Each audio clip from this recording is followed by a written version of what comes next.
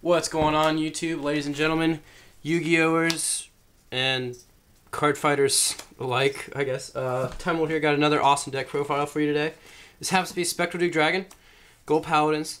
Still one of the best decks of the format.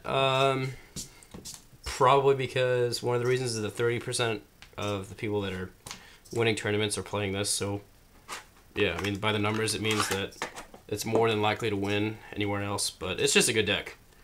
And it's one of the best. So I'm also working on a couple other projects. Narakamis are pretty much done. Deck profile that shortly. I need one more perfect guard. Spike Brothers are completed. I don't want to put up a deck profile of that until I play with it on Wednesday. This coming Wednesday. So keep a lookout for that. And I'm also working on Block Klugers, Nova Grapplers. I need 2 more perfect guards for this too. Then it'll be done. So got a whole bunch of projects going on. It's a lot of fun.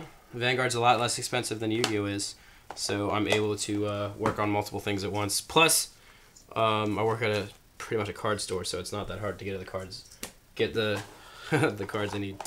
But anyway, let me clean this up. I will go ahead and start the deck profile. Oh, plus I got new sleeves. Some people may be asking, "Whoa, what kind of sleeves are you using?" Well, these are the new RFG sleeves. The remove from game sleeves are really freaking awesome. Touch on it for just a second. These have, hopefully my camera will pick it up, but they have embroidered edges along the backside, and they're really nice. It's like stitched, and they fit Vanguard sleeves really well. I actually have my Dino Rabbit deck in RFG sleeves as well too. I'll have a deck profile of that sometime shortly. But these sleeves are really awesome. They're $6. From hiddensupplies.com or something like that. That's where I got mine. And I ordered 2 because they go out fast. But I'll have a link to that website in the description if you want to go get them. And they're really awesome. I love how they shuffle. And they're better than Ultra Pros in my opinion. Like, I haven't had them for that long, so I'm still doing some extensive testing with them. But let's go ahead and get started. Obviously, it's Spectral Duke, so we're gonna run 4 Spectral Duke Dragons. One of the most broken cards of the game. Limit Break, Counterblast 2, and retire 3 of your Gold Paladin rear guards. And then after the battle that this unit attacked a Vanguard, you can pay the cost, and if you do, stand this unit loses Twin Drive till the end of the turn. So basically, you get 3 drive checks in 1 turn, and it's ridiculous. It's so overpowered, like, you know, unbelievable, awesome card. It's one of my favorite now. Definitely like it more than Zell. 3 Gigantic Destroyer.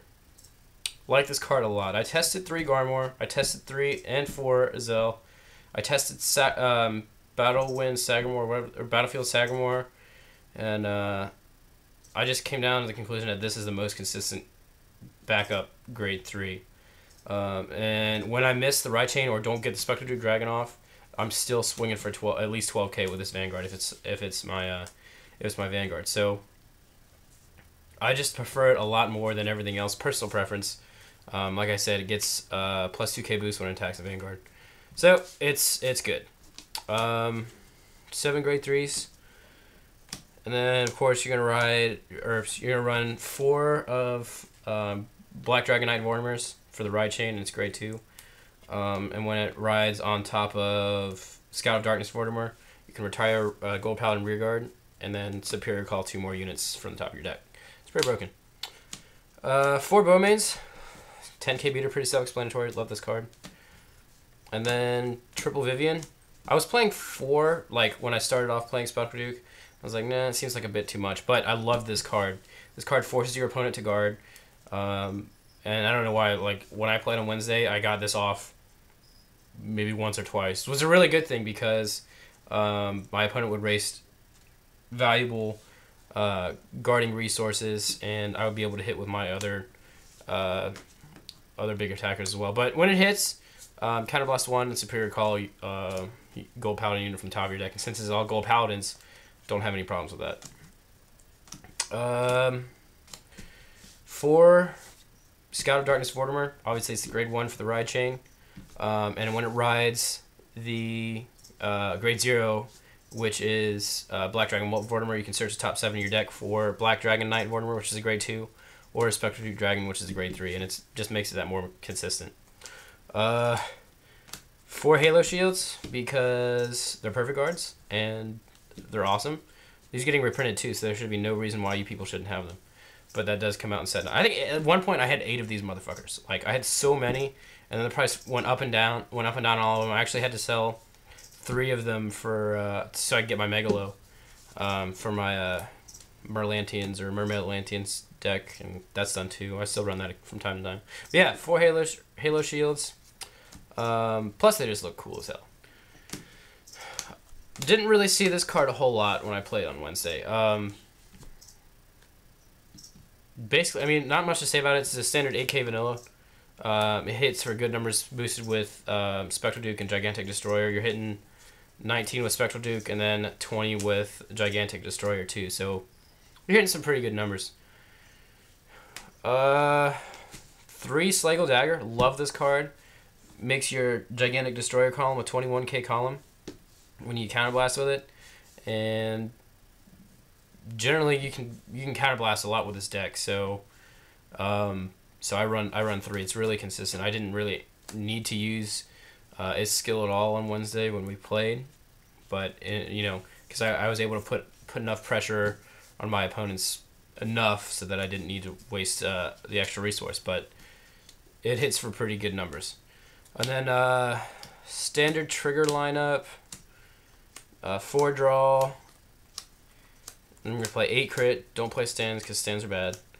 I'm definitely not a fan of stands. And then 4 heal.